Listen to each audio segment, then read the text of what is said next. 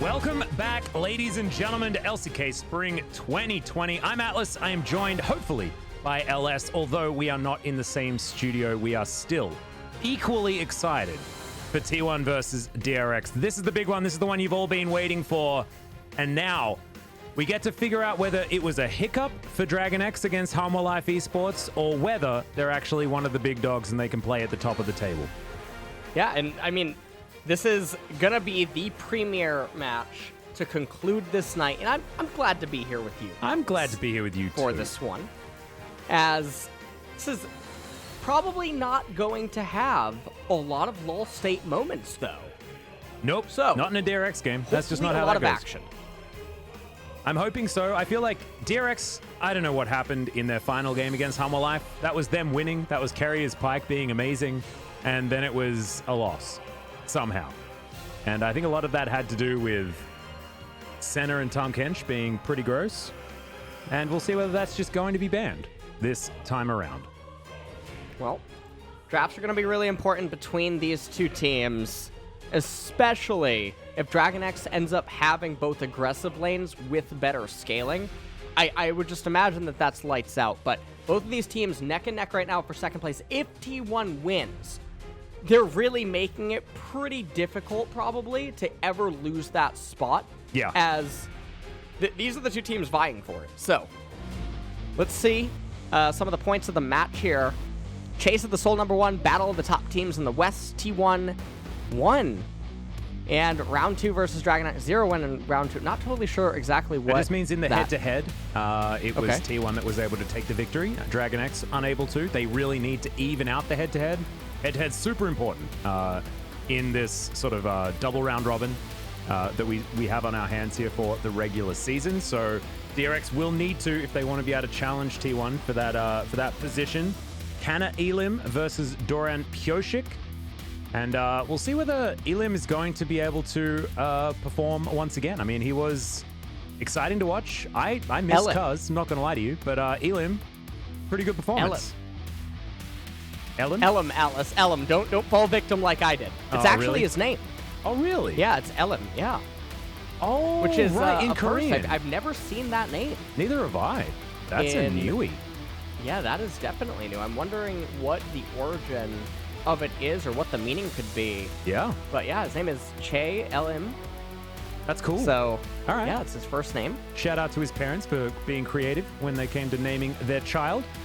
But Kana and Elim up against Doran and Pioshik is a really exciting matchup. And I want to see Pioshik on his Kindred, for goodness sake. Because he is named after Kindred and she got buffed. So yes, let's pray that that does happen. Having a look at some of the team stats. First tower, very good for DragonX because they do like to go hard and fast in the early game. But the win rates on the side of T1 are just better. They just feel more stable.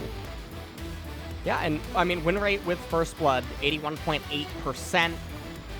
First Blood percentage, however, 44% of the time. They're 8th in the league, but DragonX very, very low. Even worse, actually, in the league, which is so surprising given how aggressive they are. But I guess their over-aggression probably ends up costing them. Well, it means that all of their lanes are pushing, so the enemy jungler can get a gank in the early game. But when that happens, the other lanes know that the jungle is there, and they start shoving even more, right?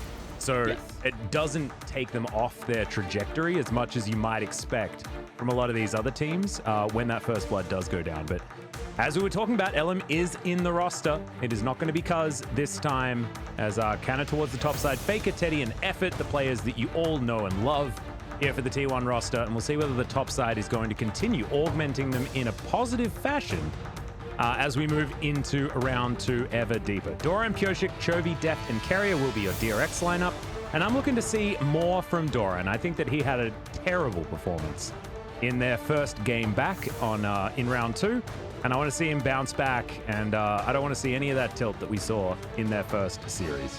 No, I don't want to see that either. Deft is going to be a main focal point here. He's going up against Teddy down in the bot lane. This is one of the most exciting bot lane matchups. But we have Chovy and Faker colliding in mid. I think they're the two best mid laners currently in the LCK. It And depends Faker which has- one we get in the mid lane for DRX. Right. We don't have footage of the inside of the DragonX facility right now, at least not here in the English broadcast. So Choki might have invaded Chovy's chair again, and if that ends up being the case, We got to it's bring him probably back going to to be a Lol pretty Park. easy T1 win. We have to bring him back to Lol Park because we need to make sure that it is Chovy sitting in that chair. All right. This is something that will not stand. We need to have a guaranteed Chovy in the mid lane. But this is not going to be the key matchup. It is going to be Doran versus Canna. We're looking towards the top side. Canna has had a great time back in round 2, and his isolated deaths is very, very low. My goodness. Only 7 so far for the whole first round and their first game of round 2. That is very impressive. Yes. And take a look at the general here. Oh, First my place God. in a couple of stats, but where he's not first place, Deft is Yep. at gold at 15. Deft is pretty consistently ahead, and I think a lot of that comes from he's always pushing, always getting turret plates, always has a CS lead over his opponents. Average level 6 time. That's an is- L, not an R, by the way, guys. It's average, not lever 6. It's level 6. That's when they hit level 6. It's not sandbox. Yeah. Okay. All of them left the game earlier today. They left with a But- win, though. Yeah. Yep, CS percentage 15 to 30 minutes.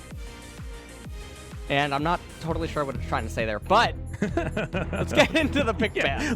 Confusing stats aside, let's just get into the pick ban. This is what you guys want. We don't need any TFT ads anymore because this is exactly what we're here for. T1 starting on the blue side will ban away the Zoe, and DragonX on the red side, wondering what they're going to answer with. DragonX don't like banning Aphelios because they like giving it to Deft, but they drafted or they banned in their final game against Hamwad to a point where they were able to get an Aphelios, but what they gave up was far more than what they gained. And we'll see whether that's going to bite them once again. All right, well,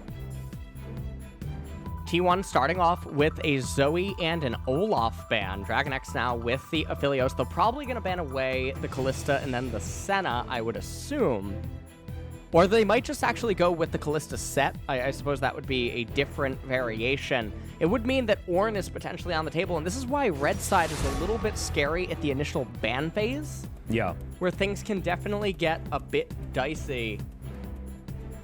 Well, as you can see, Senna is taken away. DragonX don't want any of that ever again.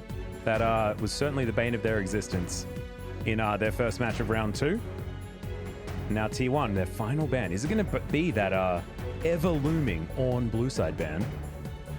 Hopefully not. 2 seconds now to go. T1 really thinking about this one, and the Varus is taken away. Of course, a key pick for Deft down there towards the bottom side, but this priority on the Varus has been very high so far today. Well, Varus getting taken away is a bit surprising. This does mean that Ezreal is still on the table, as is Callista. Our See what two DragonX is best going to elect Ezreal for. players This is are in this game too. Yeah, this is the very dicey ban here, as it's not going to be Set or Callista or Oh my Alice. God. It is going to be the Azir. So DragonX get 2 of them. I don't know where they're going to put them, as T1 are thinking about taking away Yuumi instead.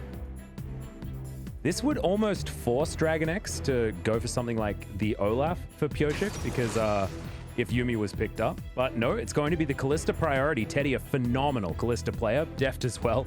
I mean, I feel like we do have the Callista Ezreal gods in this game, and I have a feeling that Deft is going to jump on the Ez. But what else do they get? And do they lock in the Ornn here in the first round? I think it'd be just a no-brainer to take that one away. And they are going to do so. I feel like Ornn is so powerful because it forces your opposition to play a certain way, right? Because they have to understand that they need to win by 25 minutes. It's not where DRX are going. The set has been locked away here. And now Pioshik, what is he going to pick up? If Ornn goes through to the second round on blue side, I'm going to lose my mind. But he's not. Well, Maybe not. I hope not.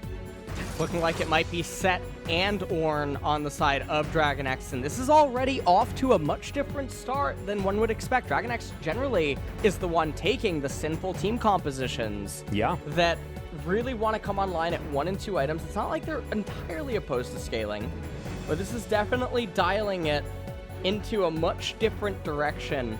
The Ornn obviously has flex potency, mid and top set, mid, top, and support. Has T1 now hovering the turret. I like set into Taric though, because you can take someone out of the Cosmic Radiance while it's being armed. You know, you can see who has it on them, see who's the Bastion, and see where Taric is, and then separate someone from that, and then just burst them down. Could be an opportunity for DragonX to try and fight back against the very powerful Kalista Taric. It did lose in our last series, but I believe 5-2 now for Kalista Taric so far in the LCK for Spring. Ellen gonna jump towards... Oh no, Faker just gonna lock away his LeBlanc, and this has gotten spicy so quickly. Faker's LeBlanc in the first round blind into DRX. And they get it for Faker. And this is gonna definitely be interesting. How is DragonX going to respond? There's still LeBlanc counters that do exist, and if there is going to be a player that can take one of those counter picks and probably win the laning phase, it would definitely be Chovy. I love Def's but Caitlyn we'll have to being see picked what up else here. is going on. A lot of extra power in the lane and a lot of range to try and counteract Kalista, something that Deft has been known for a very long time. Remember, Set and Ornn can both be the solo laners right now, but you could have Ornn flex to support, Set flex to support. We don't necessarily know everything about what DragonX are doing right here, and we do know that CV Max is a wizard when it comes to the draft phase, for better or for worse. And we'll have to see what he has up his sleeve as I'm imagining stand away first. that a mage support will probably just come in to really complement the Caitlyn and try to keep the Kalista and the Taric suffocated during laning phase. And the way that it stands right now, they can definitely get a priority jungler on R4 and then counterpick mage support on R5. And if they do that, things are definitely looking a little bit scary for T1, as Ornn can be pivoted into mid, build Abyssal Mask first, and LeBlanc can never move him in a million years, and Faker will have a pretty tall ask on him in this game on the LeBlanc, because Kalista and Taric would be under a lot of siege. Yeah. The last ban to come through here for T1, I'd actually love to see Gragas from PureShick, because I feel like magic damage will be very important for DRX so far. If these are solo lanes and marksmen, then you don't have a whole lot of magic damage so far, apart from Ornn doing magic damage, but it's not exactly enough. As Morgana is banned away, taking that option from Carrier also means that Deft doesn't have the black shield to be able to play super far up. This would be a pivot though. Braum is not what I was expecting. Not what I'm expecting either. You know that you're up against the Taric. Wow.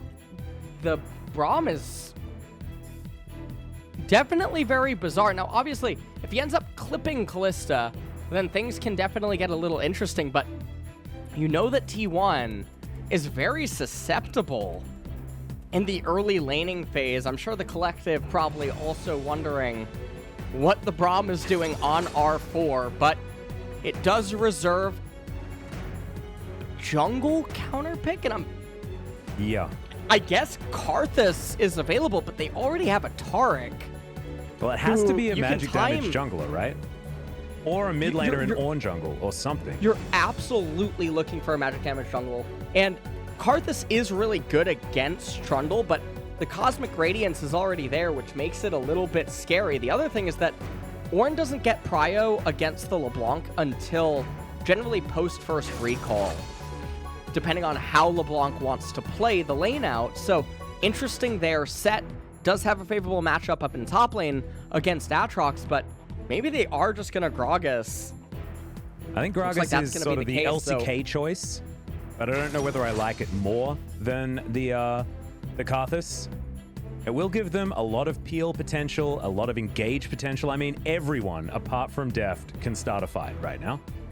It's pretty insane. Also, what the Braum does is gives DragonX a very strong level 1 as well. And we know that DRX, they don't like to slow down, even when they're making their way out of the base. So this is sort of what we were assuming DragonX were going to do. The Gragas was picked up a little bit later than I was expecting. I thought it was going to be a R4 pickup. But the Braum is really throwing me through a loop. If that was a Karma, if it was a lot of different choices on the bottom side, any sort of mage support would be strong. But we'll have to trust in DRX and CV Max as to what they can get done here. I don't know. I just feel like there isn't the amount of projectiles that the Unbreakable can actually be useful against. There's not a lot that it's going for, which is the most scary thing. Now, Caitlyn traps are really strong against this team that T1 has drafted. Aatrox, Trundle, LeBlanc, Kalista, and Taric. It has an enormous power spike at 1 and 2 items. From that point forward, though, DRX do start outscaling. All of the members will get very tanky. They will get very durable. Caitlyn is a monster once she starts going to 4, 5, and 6 items, and she does have the leg up in bot lane. Now, fortunately, because Set's favored against Aatrox and has dual effectiveness with Ninja Tabbies early on against the Trundle and the Aatrox, he's probably able to be on an island, which means Pyosik can protect the Ornn, protect bot lane, and a lot of the effort is on depth. I'm going to give DRX... Well, I'm thinking DRX is going to win this game. I'm giving him the draft edge. And they have Hail of Blades Caitlyn, which is exactly what we're looking for. Think about the early trades for the Caitlyn that are already pretty difficult to deal with given her obnoxious range. She's going to be shooting way faster now as well. So it's now 3 bullets for the price of 1 is what it sort of feels like. And we'll see whether they can utilize that. Think about how fast they're going to get stunned as well. This is exactly why Hail of Blades is very strong if you're in a lane with the Braum, because if that Winter's Bite lands, someone's getting stunned. That's just how it is. So really cool adaptation from DRX, and this is something that they've obviously been putting to work in the Scrim Lab. Well, Alice, I am looking forward to see if you continue to curse me here in the predictions. You're sort of like kryptonite to Superman here. Hey, not in the first series. First series, you were 100% A-OK. Second series, 0%. Awful. So now, listen, I guess it's supposed to come back. I have an official stat for you. Oh, what's that? Okay. Out of 832 LCK games, I have 106 correct predictions. That's more than half. Thank you for that math. Yeah, I am welcome. just above 80%. Damn. And that's lots that means more than that half. if DragonX lose here, I'm going to blame you. All right, fair enough. It might be DragonX's fault, but I'm happy to take it. As Faker is on his LeBlanc, he doesn't do a lot of losing on this particular champion. If you're a T1 fan, despite the fact that we do give the draft edge over to DRX, there are a lot of champions that these players have a hell of a lot of mastery on. Faker's LeBlanc being one of them, Teddy on the very strong bottom lane, and of course his Kalista. Remember, there is a Kalista skin for a T1 player, and it's not Teddy, but it still shows that he can wear his colors whilst playing this champion. Canna losing out on the trades up here on the top side, which is what we were expecting. This very curious Aatrox into set pickup is one thing that we haven't yet understood as far as the LCK drafting tendencies are concerned. Well, let's take a look at what it's going to end up managing to do. Interesting that Gragas actually has the water walking, as I don't feel like he spends actually all that much time inside of the river. Yeah. And it's not like, I mean, yes, he does want to secure dragon control, because with the Caitlyn, and if he is hovering around the right-hand side, he does have a lot of potential to get a lot going. And I mean, he's covering Doran right now, who's doing a really good job up here in top lane, has a nice CS advantage. LM coming in here and stealing away. Oh, no. Oh no, Kyoshik's used all of his buttons already, and Elim's on top of him. The red buff is working. Doran hasn't moved down yet as the pings are coming forward, but it might be just too little too late. Good slow as his barrel does come back off cooldown, but Ellen really giving it to Pyosik early on in this game.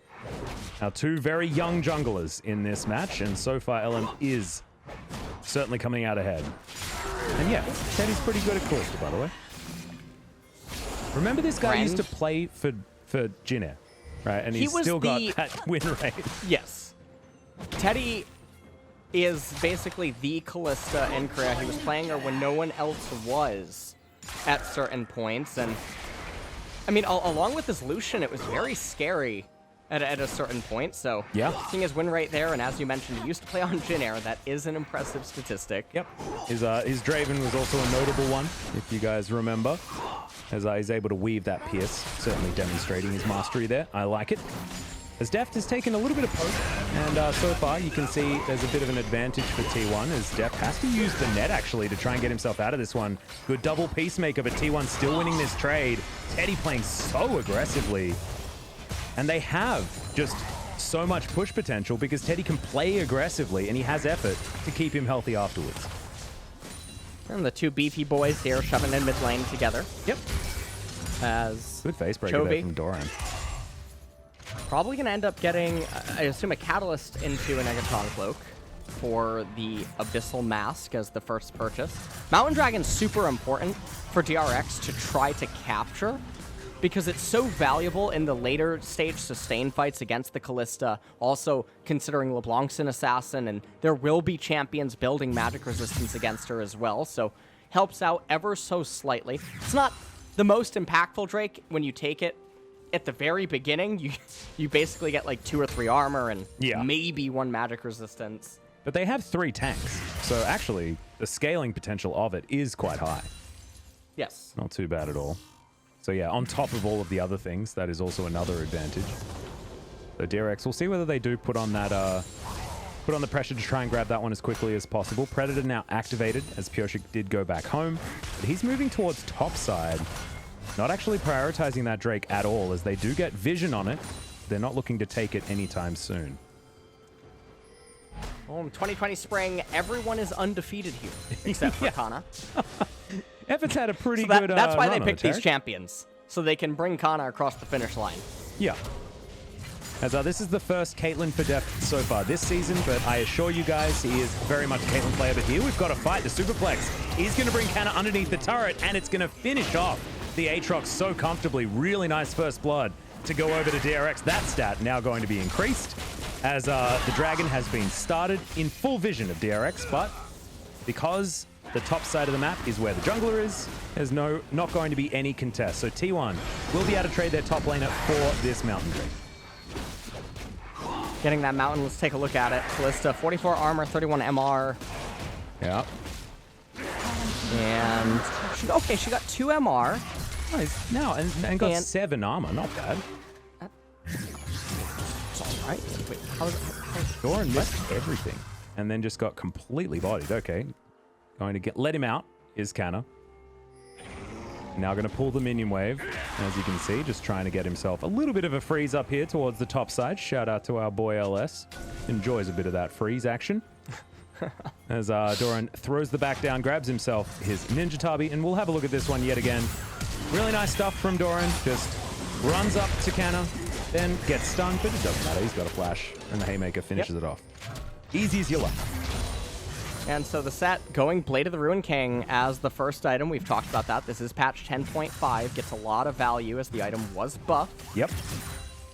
And Kana already off to a bit of a rough start here in this game, but not the end of the world by any means. Second Dragon Infernal is going to be really important, and Teddy and Effort just doing a fantastic job. And this is one of the reasons that we're seeing inside of the laning phase that the Braum is a bit peculiar, because with a mage support or like a Karma, which is a mage support, Caitlyn's able to do so much in the early stages of the lane, and instead it's been Teddy constantly on the aggressive, constantly shoving in death, and down also in bot lane. And I just want to add to that. Used to. I want to add to that point because it's not even going to get better before it gets way worse for DRX, because Teddy hits a 2-item power spike.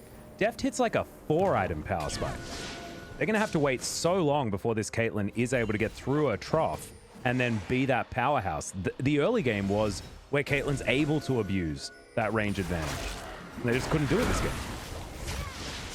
Well, potential fight brewing here in River. Set as a beautiful angle. Well, the on comes down as well. Great 4-man stun though, and the on not going to be able to be returned. And LM down very, very low. There's a superplex into the backline as Doran finds a facebreaker onto a couple of members. It's a 1-for-1 so far, but it looks like Doran shouldn't be able to make his way out. Doesn't have the haymaker available just yet, as Canna cannot catch back up. Def takes down Faker, though, who led them on their merry way topside, and in the end, DragonX do win out the team fight. They win out the team fight, and what I really want to highlight is that was without an Ornn ultimate, because they did a fantastic job at stopping that. If Chovy got the second activation off, this could have maybe just been an ace. As you take a look, Effort flashing in to get the stun. Chovy didn't have an ability to get that part 2 off. Beautiful Gragas ultimate by Pioshik, and watch the superplex by Doran on the south as Faker. I mean, he went super far in to get that kill, but Deft managing to actually trap him up, and then the headshot comes in to bring him down. So in the end, DragonX end up winning out, and they also went out on follow-up tempo after this, as Doran doing phenomenal on this set here in this game. Nice face breaker right there. Yeah, I liked it. Cleared out all the minions very nicely, but damn, I feel like these team fights are different to the ones that we've seen throughout the rest of the day, because these two teams know exactly how much this is worth, and everyone's giving it their all. Really, really cool stuff to see out of these guys, and it is by no means over. 600 gold, now the lead for DragonX. They do have a leg up in the early game, but as mid-game comes around, they get another spike on the side of T1, and that's where things get scary for DRX. Yes, and the other thing about this is Gragas' camps on the right-hand side are up. Pioshik probably going to want to path over there after getting the Scuttle Crab, and Infernal is super, super important. It'll end up outscaling the Mountain in the later stages of the game, if they can end up getting it. Yep. Yeah, there's the barrel. Pushes Faker against the wall, but a little bit off to different sides of the page are the DragonX members. At least Pioshik landed the ability. I mean, shout-outs for that. That's cool. Well. Yeah, Doran took some free damage. That happened too. They wasted a lot of time, though. Kana ended up crashing an entire wave in top lane that Doran ended up missing. They didn't even have the Ornn ultimate available. I'm really not sure what they were trying to do right there. Doran's actually behind now in experience in top, and if Aatrox ends up getting a turret plate or something, it's going to really help to mitigate the kills that DRX has. They're only up 400 gold right now. They do have the better scaling team composition, but that doesn't really matter so early on in the game. LeBlanc going to have Luden's Echo soon. Blade of the Rune King going to be completed here for Kalista soon.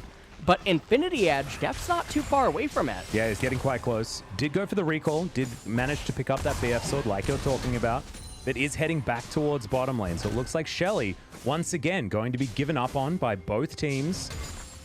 Not wanting to throw their lives away for that, as the second Drake is going to be the big pickup. We'll see whether it's Earth, Wind, and Fire or whether the Ocean is going to come forward. Certainly the much more coveted Drake for any team, to be perfectly honest. Deft has to be a little cautious here. Effort doesn't have Flash available, but LM does have the Trundle Pillar. Yep. That's going to actually get zoned out for some of the CS Teddy. Threatening Fate's Call before Braum comes back in.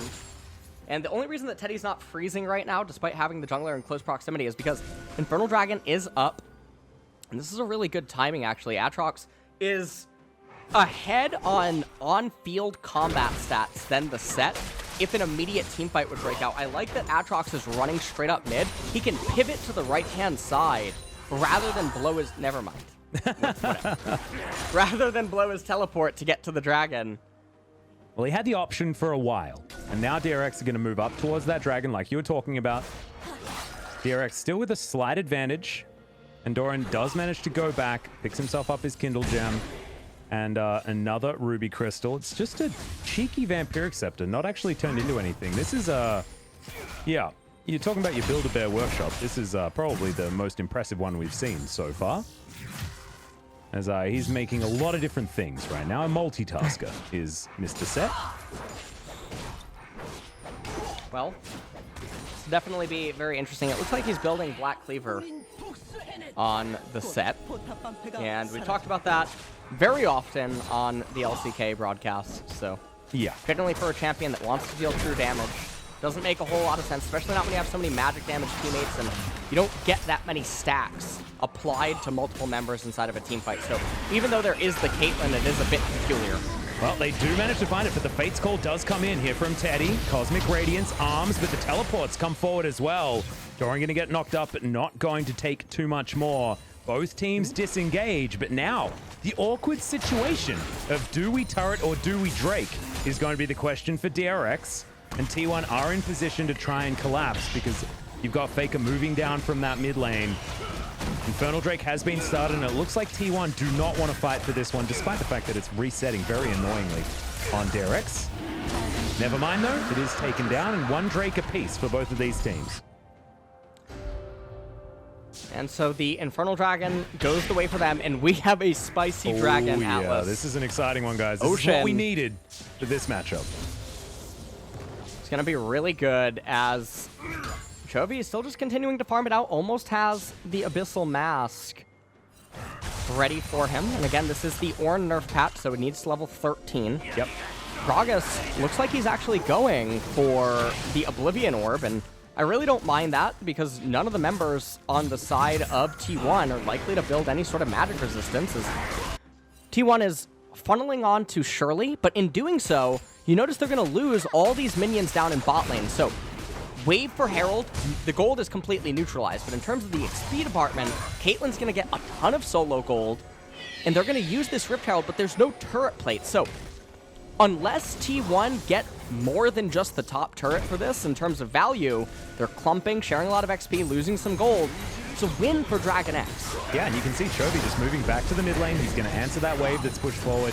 They're not too worried about this top lane outer turret going down, and it's an eco turret up here, as you like to say, Mr. LS. If they are to take down the inner turret, if they get the second one, it's really good. Yeah, second charge, very strong, and they have 5 members up here to try and do it. Teleport to come forward. Chovy wants to answer. Deft is on the bottom side. He wants to just take down the turret, while the rest of DRX are able to disengage. So they invest the teleport to deny the global gold and to make sure Deft can get past any sort of trough in this early to mid-game stage. And he'll have Infinity Edge on this back. Well, that is a very big Caitlyn. And the other thing about this is the wave bounces back into bottom for DragonX. So gold score very, very close. We are literally neck and neck here. 200 gold separation. Yep. We do have Teddy still with a CS advantage, which is crazy. I mean, that was waves and waves that were missed as Deft was pushing and they were moving towards the top side. And you can see it's not because of a sacrifice of anybody else. Very, very close is Doran and Canna, and Faker is ahead by 13 CS over Chovy. So really nice stuff from T1 to make sure that they can just suck up all of the resources on this map as much as they can. Haven't been winning fights just yet, but we're getting to the moment where things get scary for DRX, because you can see Teddy building towards item number 2 when that Hurricane comes in. We all remember the Callista metas. They're happening right now, but that item is so pivotal. Well, Black Cleaver almost complete for Aatrox. We'll see if he can actually get it before the next fight. Set as well. Yeah, having an entire item might be good for Doran. Yeah. He's got lots of bits of them, though, right now. That's about it. Just the Vampiric Scepter on the set is definitely peculiar. Yeah. It's like he built it as a laning item. It's like that could have been a cult, you know? Could have been a Bramble Vest, even, yeah. Which insane value against Callista Trundle and Aatrox. And he went Executioner's Calling instead of the Bramble Vest option as well. It means that he's probably looking to be more of like a split push damage style set, I guess. I don't really know. I don't quite understand the thought process on that choice when it comes to just delivering the Grievous Wounds. But hey, each to their own. It's fine. Well, so far as it stands, Gragas probably going to be able to recall soon into Sork Penetration Boots. That'll give him the 33 Magic Pen against a lot of targets that have no MR right now. Taric, the only one having built any magic resistance items. Yeah. As Kana immediately just shoving back out the wave. And he's going to recall himself. He's going to pick up the Black Cleaver. Set has the Black Cleaver as well. And so now Set's on-field combat stats are going to be a little bit more valuable inside of the team fight. Yep. 30% CDR completed for Aatrox, though. A big pass back for him. But you're right. I think DRX feeling a bit better there as Faker. Oh, taking a bit of damage as the ace in the hole, but effort just soaks that one up thanks to Guardian. It'll be fine. The good thing about this... Oh, Faker. Taking a little bit more damage than he would like, but he does still have 2 corrupting potions. So, this isn't the end of the world by any means. Yeah, and he does like to play with our hearts a little bit, this Faker, and he's got effort there on the Taric, able to auto-attack and therefore able to heal a lot, as he was right the now, Bastion. inside of this team fight, though, DragonX, I would say, have the slight edge. They also have the low ground, which is a lot more valuable than the high ground in League of Legends. Yeah, we know that. Thank you, Ewan McGregor. He taught us that one. They're shoving out mid lane. Here is the Scuttle Crab. That's also going to be over them. Now, the Caitlyn traps are what gets really scary inside of the river. They can really restrict and control all of the approach from T1. You look at them. Baker trying to go for a steal, not able to get it. DragonX 2 dragons away from Ocean Soul. Headshots coming in everywhere. There's the on-horn like you were talking about. Cosmic Radiance will deny it, but unable to actually re-engage with that ultimate available. So a stalemate is called. And DRX back to the mid lane, just calmly farming.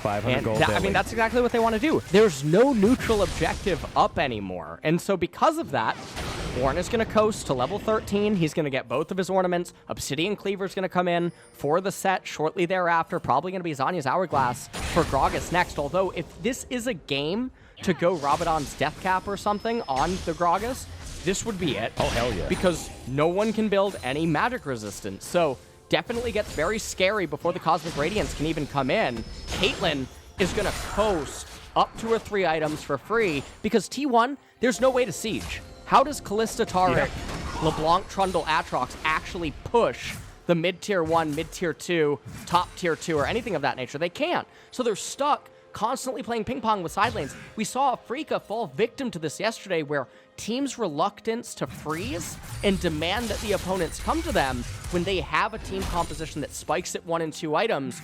Here we go, ready? Aatrox is going to do it. He's going to ping pong it right back into set. And then he's going to wonder why he's not achieving anything. Well, he achieved a whole bunch of dead minions. So he did achieve something. It's just whether it's good is the real question. Underneath the turret, I guess the Braum is sort of showing why he's valuable, because counter siege is something Braum definitely can do. Like, he can protect turrets very well, able to stop damage with the Unbreakable. It's not exactly the greatest solution, but certainly can help out, and the Caitlyn traps are going to be very, very strong as well. Counter engage and peel from a Braum, also very strong. So I'm starting to understand why Carrier has opted in for this particular pick, but I still think Karma would have been better. So that's fine.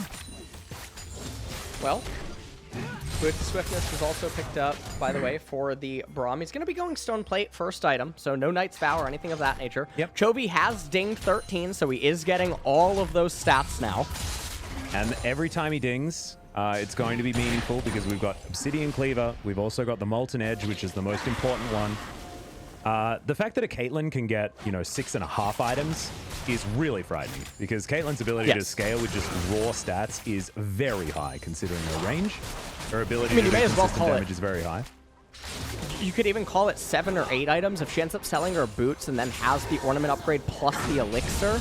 Oh, yeah. It's one of those really scary situations. And take a look at Faker. He's itemizing Zanya's Hourglass second because he's going to need some sort of utility to try to do smoke and mirror gameplay. But the problem is that's not a lot of raw damage. And for champions that build lots of HP, they're going to be tanky. They're going to eventually start picking up magic resistance and things of that nature. Things start to get rough for LeBlanc. And it is Faker, so there's probably still going to be some sort of a way to find a crack in DRX's armor. But things are definitely getting more and more grim for T1 as DRX endlessly playing ping pong, and that's all that they have to do. They have no onus to do anything in this game. It's like they're playing ping pong, but the scores are really wonky. It's like whenever DRX returns the ball, it's a point. Whereas T1 actually have to win the point. in order to actually score in this particular game, but DragonX don't. They just need to send it back. Now make T1 make a decision. And that's the danger of these Ornn compositions. That's why he's so powerful in the draft phase, is because he just plays the mind games very well. We're talking about Faker's LeBlanc being the mind game type champion, and while yes, that's true, having that mind game be played in how the game of League of Legends is actually going to be put into effect is a very different story, and Ornn does really make that happen. There's the first ornament being given over, Molten Edge for the Caitlyn. That puts her basically almost 3 items. Yeah.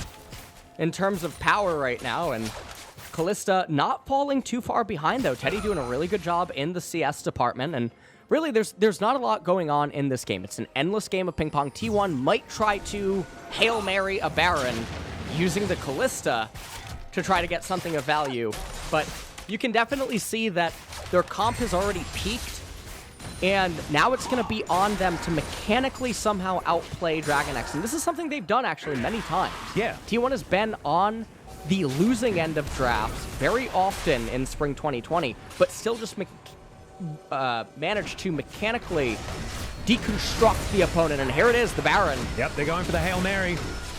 Vision is going to be there. Faker connects the chains to Carrier, and there's the disengage. T1 not feeling like it's their time to take this fight. They do get the Predator out of Pyosik, but otherwise DRX just move themselves back to the mid lane. They stay as a unit, and T1 trying their best to find an avenue into this fight. They clear out the minion wave, only a bit of damage onto that turret, but the Ocean Drake is live, and Soul Point will be able to go over to DRX if they're able to lock that one down. One worth fighting for here for T1. Well, DRX now posturing right now. Toby not going to be able to... Okay, yeah, that's a lot of damage. Infernal chains are broken. The Unbreakable keeps Doran alive, gets a big shield from the Haymaker, but still will have to teleport into the next fight. Good chain from Faker. Locks down Chovy for a moment, but he's very tanky. The one Ocean Drake they have might actually be important here. Ornn is, I mean, he's feeding himself. Oh yeah, Honeyfoot's pretty cool. Has Stumble Crab. Pyosik doesn't want to use the body slam or anything and just have it get taken away, as he's finally going to do it after he realizes that Kana and LM go back onto the left-hand side. That is a very valuable mini-neutral objective to have during this team fight. And again, this is the problem. How does T1 perforate the phalanx of DragonX? Well, Facebreaker comes in. There's the ultimate out as well, but they can't take down the Taric before Teddy gets in range. It's a win, though. Yeah. For T1. Fate's Call utilized, but yeah, that's all. Doran without flash now, nor ultimate. And that is a nice little victory for them. You can see Kana has already started up the Ocean Dragon, so they're really trying to force the agenda. You have to pay attention to effort right here. Baker has a really good angle playing on the left-hand side. There's going to be a wide concave. Def putting out a lot of damage early on. DRX, okay, they've already lost the dragon, so they can basically just say to themselves, okay, it's not the end of the... Ooh, nice timing on the body slam. Yep, wait. But DRX, they can wait. Chobi's going to hit 15. That'll give over another half item to the set. Give him the Obsidian Cleaver. And just let the Caitlyn get to her 3rd official core item and then look to take a team fight. It is definitely a bit unfortunate for DRX, but T1 managed to outdance them inside of the river, and Kana starting up the dragon was a really good call by him. Chobi finally does ding 15, though. Yeah, Obsidian Cleaver now available for Doran if they want to give it to him. That's the next remaining one as Faker sneaks into this brush. Pyosik not necessarily in one-shot territory, but he is going to be going back. Oh no, don't be opening the shop, my friend. There's the chains that land. Pyosik able to get out of the shop, but will keep himself alive with his stopwatch, but he's broken that now. A big cooldown that Faker was able to get for free. A really interesting attempt there by Faker, but he's trying to make the most out of the situation that he is in right now. Kobe knows about where he is right now. And the thing is that LeBlanc's next item probably has to just be a Void Staff. Very surprised, actually. Pyosik went for a Morello, and it will have a lot of effectiveness against the Aatrox healing, the Trundle Subjugate, as well as Trundle's passive. And Kalista double on lifesteal. Kalista and the Taric. So if there's anyone that needs to get it right now at this point in the game, rather than slowing down Def's build. Even though he does have Rune on Hurricane, he can pick up Executioners. It's really good to just have it on the Gragas cast. Yeah, Def probably wanting to build a BF sword item after this Hurricane. So now we'll be able to do that, most likely. Bramble Vest came in for Chovy, so he has some heal deny as well as Faker popping on over, finds himself carrier, but Stand Behind Me is going to be there to help him against Pyoshik. And T1 just eliminating vision. They move themselves further forward, and their zone of control is actually much higher than DRX's at the moment, despite the gold being slightly in favor of this DragonX squad. Oh, Teddy's exhausted. They're trying to go for this fight, but interrupted. Knockup does come forward. There's the Ornhorn, lands onto Faker. They try and turn it instead onto him. Cosmic Radiance was just ignored as Chovy does end up taking down the clone, but Faker survives. No one going to be falling in this engage. And this is the problem. How does T1 engage onto DRX? And with the items that Faker has gone, it looks like he's actually going Rabadon's Death Cap next, which means that he is very far away from completing that item. Deft is just immortal, protected by all his big briefy bros, and I mean Tanner from high school on set. And you can see Doran, he's walking around. He's got a pretty cool cape on right now as well. As you can see, Dead Man's Plate completed. He's got himself a stopwatch. Feels like DRX are pretty team fight ready right now as the Obsidian Cleaver was donated over. Chovy just in the middle of the lane deciding to give that one up. Looks like Pyoshik going to be building towards his stopwatch. He's on his Hourglass next, which is another ornament. We'll see where Carrier is going to be going, but so far DRX has a lot of extra money on top of the fact that they have a slight gold lead as far as stats are concerned. So T1, they are still racing against the clock at this stage of the game. Well, minute and a half until the next Ocean Dragon's coming up. Now again, this isn't the end of the game. We're still very far away from an Ocean Soul, but we are very deep into the K-Rank. Oh yeah, this is this game. Uber K-Rank. This is just jockeying for position over and over. It doesn't feel the same as the others. It's not like an agreement of I clear this wave, you clear that. It's both teams looking for a way in. And you can see it. You can see every time they're wiggling their way forward and back. It's do I have an angle? Vest Do I have an angle? was picked up by Chovy. I do think that is really good itemization, as he is going to be one of the frontliners, so it really does stifle some of the effectiveness of T1's team composition. Would like to see him pick up probably a Knight's Vow next, just to make Caitlyn that much more durable and free. Yep. And then round it out with a Locket of the Iron Solari, but we'll end up seeing what he goes for. Last Whisper now picked up on Deft. QSS picked up on the Callista. Tariq still trying to get to his redemption. They're going to be very far away from it, and that's because this game has not had a lot of kills. We got to talk about something real quick. So you can see that Teddy is ahead by 60 CS. That's not because Deft hasn't been farming well. Deft's ahead of the clock. It's just that Teddy's 70 CS ahead of the clock. He's been hoovering. It's absurd. Well, now once again, Soul Point is on the table. The River Ram has been unleashed onto the map, and all cooldowns available for everyone other than that exhaust and the heal on the supports, respectively. There's the Ornhorn, though, as it is going to be secured. So DRX locked down the Drake, but the Ornhorn was just going to be a disengage tool, and DRX just moved back. Oh, they gotta be a little careful. They know about LM and Kana. And finally, T1 does raise the mid-tier 1 turret. It's actually so hard for them to get it, but because DRX had to take the long way around back to mid lane, now T1, they're in a situation where they're gonna eventually have to decide game-ending teamfight at Baron or game-ending teamfight at Ocean Soul. And even if they win that teamfight, they don't necessarily win the game. They're gonna have to win 2 or 3 major decisive team fights to win.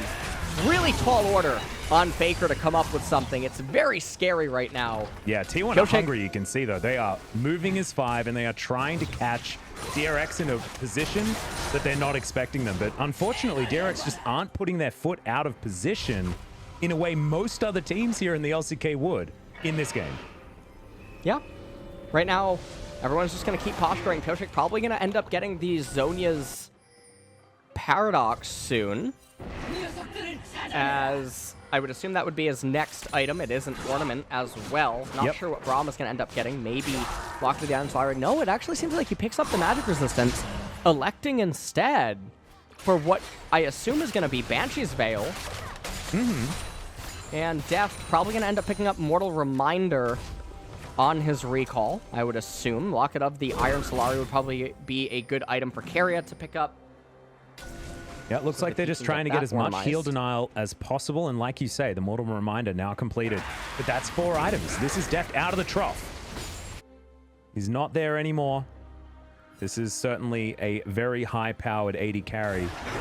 Not as high-powered as Teddy, because Teddy's just... He's got himself a 700 gold bounty. He's maxed out his bounty as a 0-0-1 Callista in a game where T1 and DRX have shared 4 kills so far. But it's funny, it doesn't feel like we've had lull states in this game. We've had fighting. We just had no dying. Yeah. And both teams taking it very cautiously. And you have to give credit to T1 and DRX both. I mean, T1 trying to make something... Well, I mean, they could have been freezing side lanes, but they have not been doing that. Faker, it looks like he's slow pushing the top wave. Doesn't just want to send it back immediately, but... Death Cap almost completed for him. Lord Dominix was completed on the Callista instead of the Mortal Reminder, which was already built on Deft. Yeah, I like Lord Dominix here against the big beefy boys. Straight up Thorn Mail. Oh my god. On Chovy. Okay, fair enough. And for not a lot of magic resistance on the enemy team, that actually will help him deal a bit more damage. And also, if he's in close proximity, the Abyssal Mask is also going to be buffed by that one. And plus the Sunfire Cape. My god, what a genius. It all works with one another. It all just makes sense. The synergy, it's all coming together. All he needed was Sork Pen Boots as well. And that it would have been absolutely genius. Think about the reduction. Beautiful. Oh, just stunning stuff. True damage Ornn. That's what we're talking about. Love Never seen it. Yeah, exactly. I used to try and build True Damage Sejuani all the time, but that was back when she was a very different champion. Mid lane Sejuani, those were the days. Enough reminiscing though. We've got a fight for vision here as we move the River Ram topside. Some untapped ground to start this battle, potentially. But so far, I mean, everything is just staying the same. It's not changing very much whatsoever. The 500 gold lead or so has switched to the favor of T1. But honestly, that doesn't matter at all right now because there's ornaments on the map. And that means the DRX still have more stats. Have you considered maybe talking about something not pertaining to the game state in order to induce a team fight? Ooh, I could. All right. I just recently went on a trip to Jeju Island. How was that? It was quite nice. Is it warmer there? It is a bit warmer there, yeah. It was very humid on the last day. Very humid. We've got a bit of an engagement. It's working, it's working. Keep going. Yeah, no, I'm just going to start talking about this because Everett's getting taken down very low. Faker looking for an opportunity, dives onto Chovy, but instantly he's exhausted. They were waiting for him. They knew he was coming. As Def chunked down to about half health, but was able to dish out about that much to the T1 support. However, he does have sustain inbuilt. And now Teddy playing very far up and aggressively. He's champing at the bit. He really wants to get a team fight started. He jumps onto Carrier. Ren does a bit of damage there as the Dazzle isn't able to connect. And once again, it is just a dance. Carrier is missing a lot of HP, though, for this fight. Doran now also going to take quite a bit, and they should have this confirmed. Yep, this is Ocean Soul, but there's just so much damage. Exactly. Carrier's going to move on in there. But now both teams with Soul Point available. Infernal Chains do go wide. Maybe that is a sign of some nerves here for some of the young players on T1's side. As DRX trying to zone T1 away from their outer turret. They're going to be able to do so as Deft moves on in, grabs that one for DRX. And once again, no fights. That's a great pillar, but it doesn't do anything. And Doran, he takes a bit of damage there from Teddy, but otherwise, nothing. Man, why is this so intense, but nothing's happened? Welcome to the LCK. Literally can't kill. Yeah, well, I mean, literally can't kill, but like most of the time that's because they're doing nothing. These are two teams trying to do stuff, and then nothing happening. You know, it's different. Well, it's brought to you by Timeout 1. And definitely resists action. So, we got a beautiful game here on our hands. Yeah. Yeah, I think making the acronym for DRX is a tough one, so I appreciate your attempt there. Very, very nicely done. This is like, what is it, xylophones? I don't know, man. I'm not totally sure. Oh, Teddy, he's a pretty happy boy right here. He's got his 4 items, he's got his QSS, feeling very comfortable, but the thing is he can't hit Chovy, because otherwise he doesn't get that double lifesteal healing effectiveness that he really wants. As now T1 have started off the Baron, DRX a little bit late on the pickup as Carrier moves on over. They do get the bad news. It's now Pyoshik. He's thrown down his Predator, T1, and moving out of the way. And they haven't gone off the Baron just yet. LM is still there. As now DRX decide to pull the trigger. The on-horn comes back. They do get the knockdown as there's the fate's call, but the DragonX just explodes. I'm not even sure how. He died so fast. The Taric is going to fall, but now that's only a 1-for-1 as DRX is being collapsed on. This is the fight that T1 wanted as Chovy is so incredibly low. The set falls down. Deft is still alive though as Faker. He's wandering around. He's not able to get there. Oh my goodness, the ace in the hole was so damn close, and somehow we don't have a decisive fight. We don't have an ace, but T1 moved back to the Baron. Want to move back to the Baron. Aatrox has to be really careful. They have teleport on Doron and Chovy, but Deft is dead! What is he doing there? It's just insane. The Infernal Chain's pulling back, and yeah, he explodes. A double kill for Teddy, and an overreach for DRX when they just straight up couldn't be there. Oh, disaster for the DragonX camp when they were playing the do-si-do so beautifully, and then it all just went wrong. They were playing it really well, and then just look at this Ornn ultimate. It was a one-man aimed at Callista initially and then sent the opposite way. And Teddy just doing so much inside of this team fight, never gets held down by anyone. Kept trying to do everything that he could to deal damage to come back into life. Pyoshik trying to hang on the best that he could, ended up blowing his flash. Well, that's a Baron up T1, and this is going to be Inhibitor going down very, very quickly. 2.5 minutes still left on this Baron, and it feels like T1 have just blown this wide open. Just shows, I mean, DRX, if they had been able to get the first Drake, if they had been able to get the most recent Drake, or anything like that, I mean, when you've got 6 Drakes that have been taken and you had Soul Point, oh, so dangerous. If we check out this fight, Faker just eliminates Pyoshik before he could do anything. Yeah, Pyoshik was not a factor inside of this fight, and Deft did not have the kind of free deal that he should. Watch as he turns his attention onto Faker, and he can't get back into the fight at all, as he's worried about just getting locked up by Kana. He eventually ends up dying thereafter. Now, however, Baron is alive on T1, but the game is still going to come down to Soul Point. The gold score is virtually negligible, Atlas. We're at 43 minutes in live game timer. So elixirs are coming out, full builds are nearing completion, ornaments. I would say that DRX is still favored in the Ocean Soul fight, but T1 has outdanced them 3 times in a row now. And now you've also got Super Minions she has moving up the Bloodthirster middle. now. Yeah.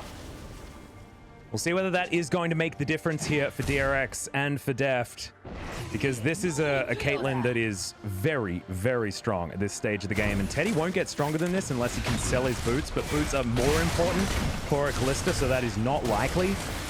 Deft might be able to fit in that extra item into that final slot, as now Faker looking to try and lock down Pyoshik once again.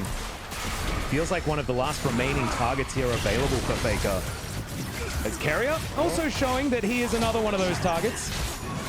Basically 4 versus 5 right here as Chovy has to flash to get out of the way of Kana, as LM down to about half health, but he is a Trundle, so isn't one of the champions susceptible to being chunked. He's going to get a whole lot of that health back. Oh man, it just might be T1 getting Ocean Soul, and if they get that, oh god, we've DRX seen what it's done. Fight for it. Yeah, they're not going to fight for it. Chovy just panicking a little bit too much. He went for that collision into the wall to try to get a knockup. He overextended, and Teddy chased him right over the wall, ended up having to blow his flash, and T1 are probably just going to walk away with this game now. Yeah, it feels like the snowball has started to roll too fast for DRX to even grab. As they're now waiting underneath their inhibitor turret bottom side. I think DRX have one last team fight in them before this game gets decided. But I don't know whether it's going to go their way as Faker's poking his head in once again, and he makes LeBlanc look like far more of a scaling champion than she has any right to be honest. As the game goes on, I feel like Faker just gets stronger instead of the champion that he's playing. Chovy doesn't get that knock up. He was expecting Faker to dive over that wall, but doesn't choose that moment. Faker comes in there, but not able to find too much meaningful damage onto Def. Speaking of meaningful damage, I mean, the inhibitor turret bottom lane is basically doing nothing. It's Facebreaker onto Faker. Not bad there from Doran. Looks like the top turret is actually going to be able to fix itself with the minion wave. Yep. And so the only out still existing in this game would be if DRX can somehow get the Infernal Dragon or some sort of a miracle team fight with Caitlyn just getting complete free damage. So yeah, DRX, they're definitely not favored in any team fight from here forward. They do have insane amounts of Grievous wounds on basically all of their champions, but Ocean Soul is so strong right now, Atlas. 1.5 minutes until the Baron ends up coming up. And maybe we're going to have a full game of ornaments, which is not something we normally get to see in Ornn games. Yeah, exactly. Carrier. What's he going to be able to pick up next? Looks like Locket of the Iron Solari will be coming in. So you're right. That should get there. His Chovy is level 18, ready to dish that one out to his support whenever it is available. Carrier still quite a ways from that one. Needs to go back to base as well, as the Baron is going to be available in 1 minute and 10 seconds approximately. And that will be the fight that DRX will need to win. They'll need to win that. They'll need to get themselves an Elder Drake, and they'll need to really open up this map and wait for their inhibitor to respawn as well. They've got 20 seconds before that one comes back up again. So for the Baron fight, they won't have those super minions moving on in. And I believe they've already killed the last super minion wave that was coming out. So 10 seconds now. And they don't have to deal with those supers. So some respite perhaps. But it's just been T1 winning all of the remaining team fights. Deft has only damage items right now, by the way. Yeah, ended up selling his item. And so that will help neutralize some of the gap between T1 and DRX now because of that Ocean Soul. But, I mean, also, Aatrox has Spirit Visage. So he's getting the amplified increased heal on an Ocean Soul heal in addition to Death's Dance and Aatrox passive. Absolutely bonkers. Also, Teddy sold his Hurricane so that he doesn't accidentally hit Chovy. I love it. It's fantastic. Because he gets accidental Grievous wounds. It's not what you want. As DRX move towards the Baron, but T1, they're looking to move towards the base. And DRX going for the Hail Mary. Looks like T1 want the team fight instead of to put them into an awkward position. Faker dashing on over, Canna looking for the flank, finds a knock up onto Doran. But the fight hasn't started just yet. Big crit onto Effort as the ultimate flies all on onto Def. Faker. Yeah, exactly right. Def is this team right now. They have 2 smites. They have moved them away from the Baron as well, as T1 will have to come in. There's the Cosmic Radiance, but the Ornhorn gets thrown back. It's the Baron that goes over to DRX, but can they win the fight is the question. T1 have them where they want them, but Doran has a very big shield, unable to stand up to Teddy's damages. Chovy is the next option. He goes golden. Deft is still at full health, but he can't get towards his Look at Canna whatsoever. Canna is zoning everyone away. And now DRX are just trying to get back to base where they can.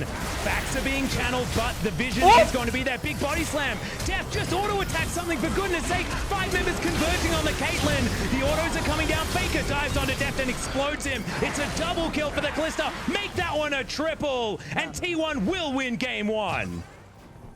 If this sequence of events isn't a breathing, living example of Ocean Soul's power, I don't know what is, Atlas. Because that dragon just carried T1 to victory in this team fight. It basically said everyone will not die. And I have no idea. They had they're immortal. Yeah, I think with so. the dragon, DRX falls in what should have been a really good fight positioning for them. They've even got the Baron. They had the 2 smites. They were able to secure it, but it just didn't matter. T1, yet again, this isn't the first time the split they've done this. They've managed to outdance at very key points their opponents in the face of a compositional deficit. And they also at just make decisions really clutch better. times. They make decisions better than their opponents in high-pressure, late-game situations. Time and time again, they start a Baron fight and they force their opposition to move into their trap. And it happened so many times that game that it looked like it was getting more and more intense, and that felt like it was more and more the T1 wheelhouse. When really, based on the compositions, it should have been all about DRX moving into that moment. But it just felt like T1 were able to create all of this space for Teddy to just bounce around and wreak havoc, and Deft was zoned almost solely by Faker multiple late-game team fights in a row. Just insane. Yeah, and the scary thing is that was a very favorable early and mid-game for DRX with the exact kind of a compositional edge that they would want. And if they can't win with that in game number 1, now T1 is going to be on the red side, have the counter picks available. Things are probably getting pretty scary as we're going to head into game number 2. They started off pretty nice, getting Doran advantages up in top, and I think he did a really good job on the set. They also managed to win this team fight at the Rift Herald, despite not having the Ornn ultimate inside of the highlights. Yeah. That's okay. Also, we need to give a shout out to Faker in the way that he was able to wield the LeBlanc outside of a situation where LeBlanc should have been powerful, if that makes sense. He was still able to be effective when there were so many tanks, when Deft was so safe, but just wasn't the case. As look at Teddy just bouncing around this fight. The Fate score was perfect. The Cosmic Radiance arming right at the end there. And when you've got an AD carry that's able to reposition so effectively and also do it so exquisitely as Teddy can, it's a joy to watch, but also so frustrating if you're a DRX fan. Absolutely. As this was a very good game for T1, and it probably helps them feel good. Yeah. As well. So the mental fortitude going into game number 2 probably going to be really solid for T1. Is take a look at all of the healing. Just look at the little green numbers on everyone. Kana just doesn't look at his HP. And this is through Grievous wounds. Oh god, yeah. Yeah. Ocean Drake's So pretty good. that is a 6.5 item, 7 item Caitlyn. Yeah, I don't know, matter. And look, this nice fight, dragon. That should have been very dead members of T1, but instead it was just not anyone able to really do anything against them. Everyone survives. Teddy What do you had think the more name of health that Ocean Soul afterwards is? than he did. Beg your pardon? What do you think the name of that Ocean Soul is, if it had a name? Jabba the Hutt. Really? Yeah, it's just big and disgusting. I would call it 200.